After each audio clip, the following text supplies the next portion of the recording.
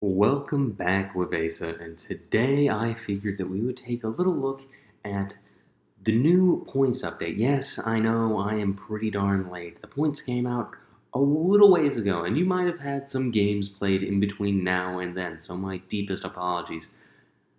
However, better late than never.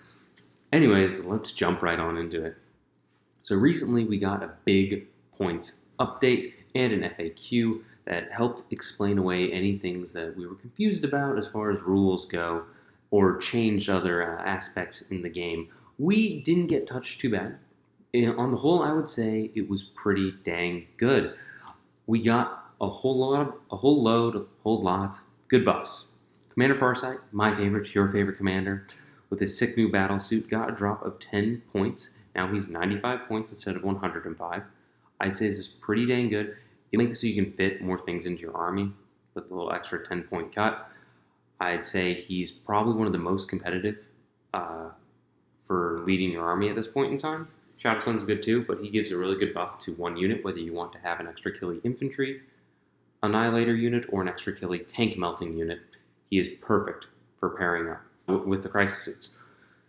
After that, for more buffs, we got the CRout. A whole lot of CRout got a ton of buffs. They had all the points cut to how they should have been to begin with. The CRout Carnivores going up 10 points to 75 is ridiculous.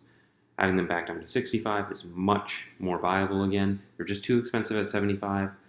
Sitting at the same points as the strike team felt kind of weird. Yes, sticky, but also they're just way less durable. 65 points is going to be perfect for them. After that, having the Flesh Shaper go down 10 points, I'd say good. Trail Shaper going down 10 points, also good. War Shaper 10 points down. And the CRout Talkx Riders getting a big buff, going down 15 points. The characters definitely needed all of their points to be dropped because they were suffering from the idea that they'll only ever be played in the CRout detachment, and let's be real, more often than not, they probably will be. But even then, they weren't as potent in that detachment. They just felt like the prices were, or I just felt like the prices were really jacked up for no good reason. And it was just, they're new, they're flashy, it is what it is. I just pray to God that we're not going to have the issue of, well, the CRout are going to have the same issue that the AdMech have, which is, oh yeah, all of your models cost the exact same in points as they do in dollars. That is a one worry I have. So it's nice that they have higher points costs, but I want them to actually be worth the higher points costs or make them cost less money in general. But anyways, I digress. That's besides the point. CRout Talkx Rampagers, I'm really hyped about them. I can't wait to be able to stuff more in the list, have a pure CRout army. I think that'll be a fun video. Just pure CRout, pure auxiliary army, 100%. Maybe we might get some more cool battle reports of that in the future. There's also one weird thing that was kind of semi-buff, not buff, that I noticed, and it was with the CRout Talkx Riders themselves. They went up from, for an individual model, 40 points from 35, but for the bigger units, it went down from, it went down from 70 to 60, and it went down from 105 to 90. So I'd say it's all right. It's incentivizing you to bring more of them, which is fair. They got new models out. They're trying to sell them to you. And I kind of like the idea of being incentivized to run with big models, units of the CRout Talkx riders themselves holding down the back line, and that being more financially stable in your points wallet for when you're building an army list. After that, for the nerfs that we got, the Riptide was brought down, or brought up, I should say, 10 points from 180 to 190. It's fairly reasonable. He's big, he's tanky. The Riptide, it came back for a little bit, and it was a fairly viable competitive option. I can't be too mad about that. It seems fairly reasonable. And honestly, if you had a list that had one Riptide and Farsight in it, your list didn't change at all. The points maintained. Farsight lost 10 points, Riptide gained 10 points. You're completely fine. The Piranhas got a nerf as well from 55 points up to 60. I can say once again, I'm not surprised. This seems fairly reasonable. Each one of them gets to carry around 2 Seeker missiles. They're toughness 7 with 7 wounds. They're pretty dang durable, and I think they got the best points to wound ratio in our entire army. So I can't say anything bad about that either.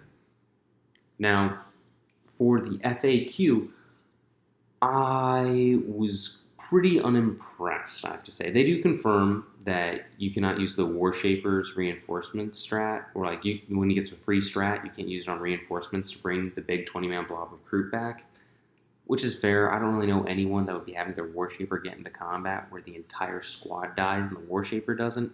We're squishy guys. It is what it is.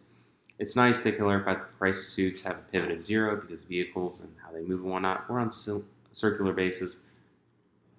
I don't know anyone that was really messing with that one.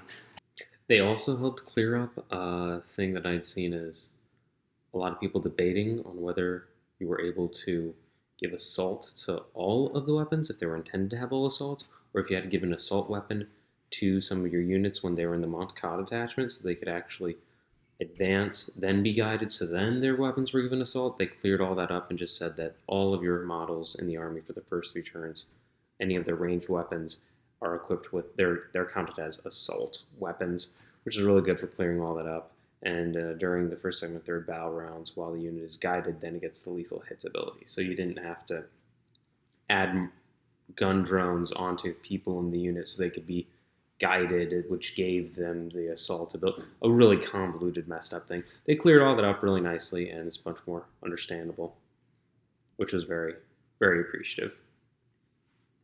After that, I do have to say the biggest disappointment and letdown was the PureTide Ingram chip.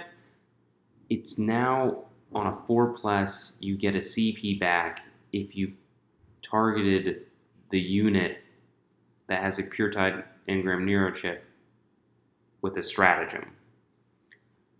Ooh, that is just horrible. I don't think anyone will ever be using that. It's not worth the 25 points at all. If you got refunded 2 CP, I don't think it'd be worth the 25 points either. 50-50 chance for it not happening. I'm willing to bet like you'd have to be using this unit all the time in order for this to come back. And even then, if you were to use it 4 times throughout a game, it only worked twice. So you get 2 CP back. It just, I don't know. And no, I don't think you're going to be spending stratagems every single time on that one unit. So I don't know. It just doesn't seem right to me. It seems pretty lackluster and mildly depressing. But anyways, otherwise, we got pretty good for the updates. I'm pretty happy with what we have. There will probably be new videos coming out soon about, hey, the points dropped. How many CRout can we stuff into an army now? How fun is this going to be? Anyways, I digress. I'm just really excited. Let me know what you guys think of the points drop. If you think that this is going to incline you to run more CRout. If you're sad about the Riptide and Piranha going up. If you're excited for Farsight going down. If you're going to do a little bit lone Ronin action of sending him up the field to be a melee threat and harass your opponents. Or if you're going to be putting in recreation of the charge of the Rohirrim from Lord of the Rings by stocking up on a bunch of CRout Talkx rampagers and having them crash into your enemy's lines.